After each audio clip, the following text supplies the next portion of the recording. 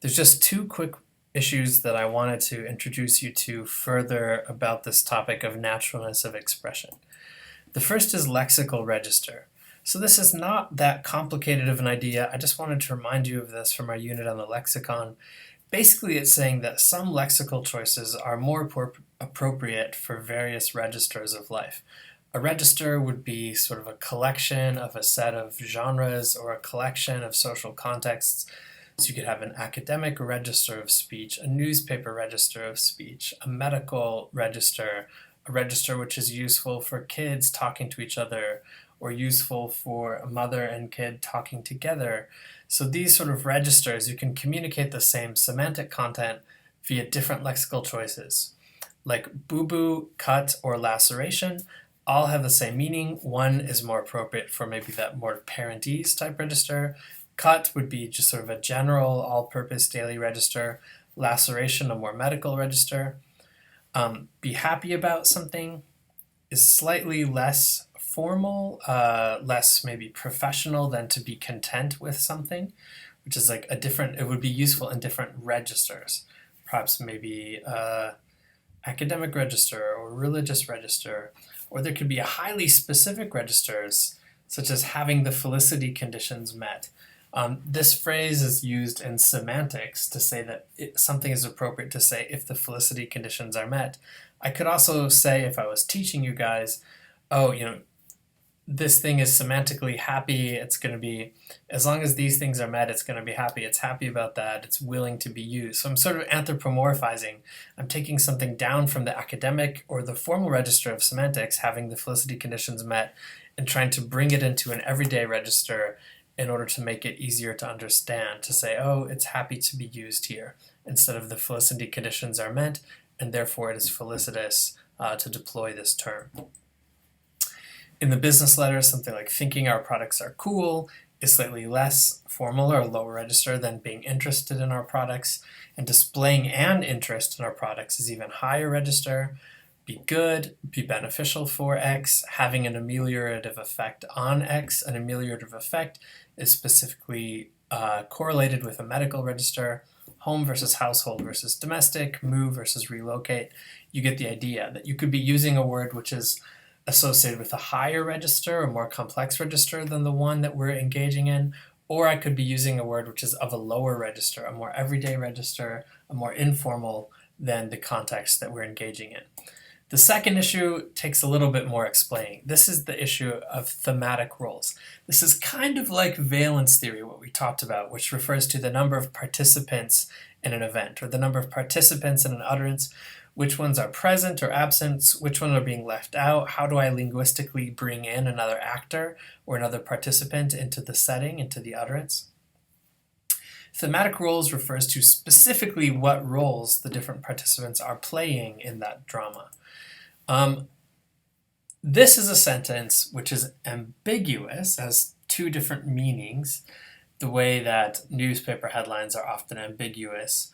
And this is ambiguous both because of syntax and because these things have different meanings. So the British left waffles on the Falkland Islands. I could have one meaning where it's like, on the Falkland Islands, there were some people from the United Kingdom who abandoned breakfast pastries there, which is the funny reading. What this really means is the British left, so the Labour Party, the political left of Great Britain, waffles as a verb, not a noun, meaning goes back and forth or is indecisive about the Falkland Islands. So the British left waffles on the Falkland Islands could have those two different meanings because of syntactic ambiguity. Is left a verb or is left a noun? Is waffles a verb or is waffles a noun? Is British an adjective or is British a noun? So this is an ambiguity because of syntactic or lexical semantics. But in this funny newspaper headline, the issue is very different. Prostitutes appeal to Pope. I can't explain this the same way. This is still going to be a noun. Appeal is still a verb. To is a preposition. Pope is a noun. So there's no difference in the syntactic tree, but yet we have two different meanings, a funny meaning and an unfunny meaning. The intended meaning by the newspaper writers was that a group of people employed in the sector make an appeal to or present their case before the Pope. The funny meaning, the unintended meaning, is that unbeknownst to them, the people employed in the sector create an effect within the Pope which they didn't necessarily intend, and so the Pope is experiencing some sort of internal condition. Those are the two possible meanings of the sentence. The ambiguity isn't solvable because of syntax. It is true that appeal has two different meanings here, but they're both verbs. So the difference is that the two different meanings of appeal, the funny meaning and the unfunny one, assign different roles. The subject of that verb is doing something different in the two meanings. The object of this preposition is doing something different in these two meanings. So let's kind of explore what these thematic roles might be. So some of the most common thematic roles, these are often called theta roles, sort of symbolized with the Greek letter theta. You can almost think of this as like theater roles, like theata, right? Because these are playing roles in the drama. So the theta roles, the thematic roles. An agent is an entity who is voluntarily performing an action. They're by their own volition, their own choice, choosing to undergo or to perform an action. A patient or a theme is an entity which is affected by an action, or an entity which can trigger an effect in someone else, but with no agency, with no volition, with no intention. Experiencer would be the undergoer of some sort of either mental or internal change of state or a physical change of state. So the undergoing a change of state of some kind. Location, just as it sounds. Instrument, just as it sounds, what was used to do something. Benefactor or recipient, the party who benefits from some other action. So if we look at these sentences, so thematic roles are assigned to noun phrases. In this one, the butter melted. Butter is undergoing a change of state, a change of condition. So the subject of melt here is an experiencer. The wind blew the paper off the table. The subject of blow, the wind isn't experiencing a change of state here, nor is it an agent. It's not voluntarily choosing or intending to do something. Here, the wind is an instrument. It's what's being used to blow the paper off of the table. The wind blew the paper off the table. Here, the paper is the thing being acted upon. So this would be the theme. The wind is the instrument. The theme, this is the thing that's undergoing. Again, the paper has no volition here. The table, this role is sometimes called the source role, where it's coming from. The resisting army surrendered. In this case, it would be an agent. The resisting army is an agent of surrender. It's the subject of surrender, but it gets the thematic role of agent because they're voluntarily surrendering or intending to. Even if it wasn't their most desired outcome, you can't, unbeknownst to you, surrender. The fact that you're surrendering would be known to you. The resistance collapsed. Now this is not an agent anymore because the resistance is not choosing to collapse. It was just a fact that happened. So whereas surrendered assigns the role of agent to its subject, collapsed, this is undergoing sort of like a change of state. So this would be an experiencer is the subject of collapsed, and the resisting army was defeated. So someone else defeated the resisting army. That someone else would be the agent. The resisting army, this happened to them. It wasn't their own agency. This is something that happened to them. So here the resisting army would be the theme. So it would be, in this case, we've got three different verbs. They all have a subject of a noun phrase. Here the subject is an agent. Here the subject is an experiencer. Here the subject is a theme. This explains some of the mistakes that learners might make. He reminded me that I need to do it. In this case, the subject of remind, he reminded me that I need to do something. He is an agent. He is voluntarily choosing to do something, is aware of. It was through his own intention or volition that he's reminding. He reminded me of it, like he reminded me of Harrison Ford. In this case, he reminded me of it. If it is the thing that I needed to do, he could be an agent. He is choosing to remind me of something. He is undergoing his own action in order to remind me of something. He reminded me of Harrison Ford, however. The subject of remind, this is an unintentional effect. He wasn't choosing to remind you of Harrison Ford. So he is a theme, and me here would be the experiencer undergoing this experience of being reminded of Harrison Ford. He is the trigger, which is triggering this experience within me. He remembered me. Again, this is not really voluntarily. In many languages, he remembered involves some sort of agency on part of the subject. The subject is an agent. In English, he remembered me. He is just an experiencer. He undergoes the condition of some memory coming into his brain. He cannot voluntarily remember someone. Remembering is always an involuntary process in English. Unlike other languages where there's only one word for remind and remembered, one would be it could assign either the agent role or an experiencer role to the subject. This is why I can't say he remembered me my appointment, because he cannot be the agent. In this case, he would be voluntarily choosing to cause in you a memory about this appointment.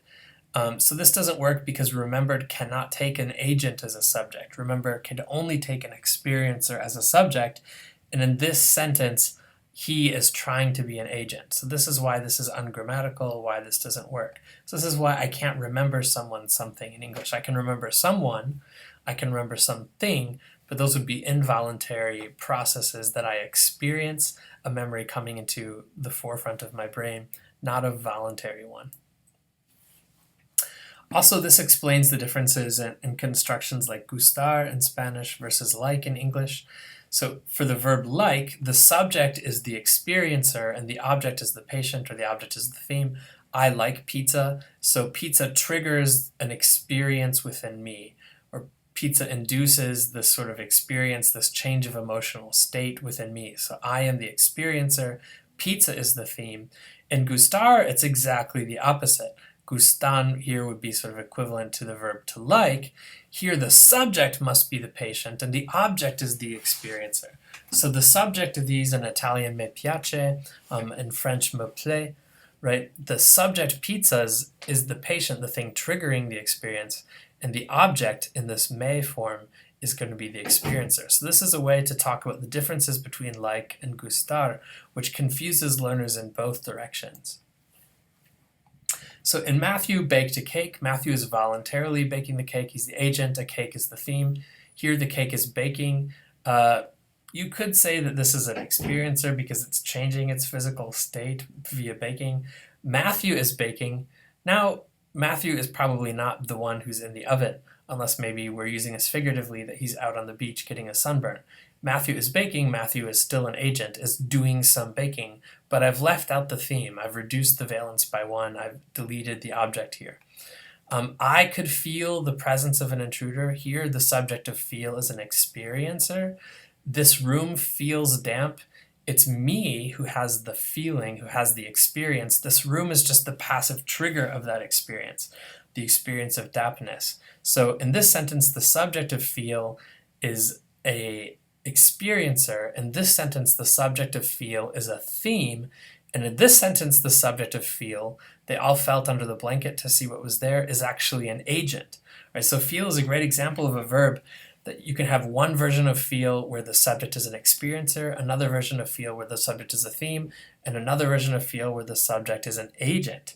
And in this one, this semester feels very different from last semester. Again, this semester is probably a theme. It's triggering some sort of an experience. It feels to me.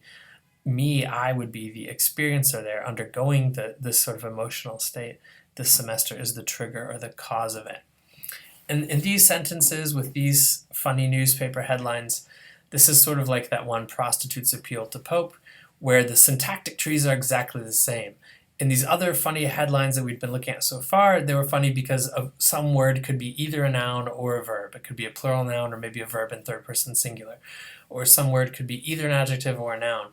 Here, all of the syntax trees would be the same. The syntactic assignment is the same. It's just an issue of thematic roles. Kids make nutritious snack. Kids are choosing to go into their kitchen and to produce a nutritious snack. Kids would be the agent. Snack would be the theme. Kids make a nutritious snack. Someone else is eating the kids. Snack would be the theme, and kids is also a theme. It's sort of an equal sign. Kids equals a snack for someone else. Stolen painting found by tree. Tree would be the location where the stolen painting found, or stolen painting found by tree. There's another by which assigns agent to its object. Tree is the one who is doing the finding of this stolen painting. Lawmen from Mexico barbecue guests. Here, guests could be the thing that is on the barbecue actually getting cooked. Guests would be the theme, and lawmen from Mexico is the agent. Or lawmen from Mexico barbecue guests. This would be something like celebrate guests, like they put on a barbecue for guests or provide barbecued meat to the guests. Lawmen from Mexico would still be the agent, but instead of guests being the theme, now guests are the beneficiary. Barbecue is a verb which assigns either a theme to its object if it's a meat, or a beneficiary to its object if it's a living animate person. Old school pillars are replaced by alumni. Well, this makes it sound like the alumni are actually standing in place of the pillars. So the pillars are a theme which is holding something up, and alumni become another one. They're sort of also put in that exact same position as the pillars were, so they both would get assigned the theme role. Or it could be that the alumni are the agent. They're voluntarily choosing to replace the pillars of the school. So these all illustrate the fact that there might be thematic role ambiguity, which may result in some of the awkwardness of wording that you find in the discourse that you analyze.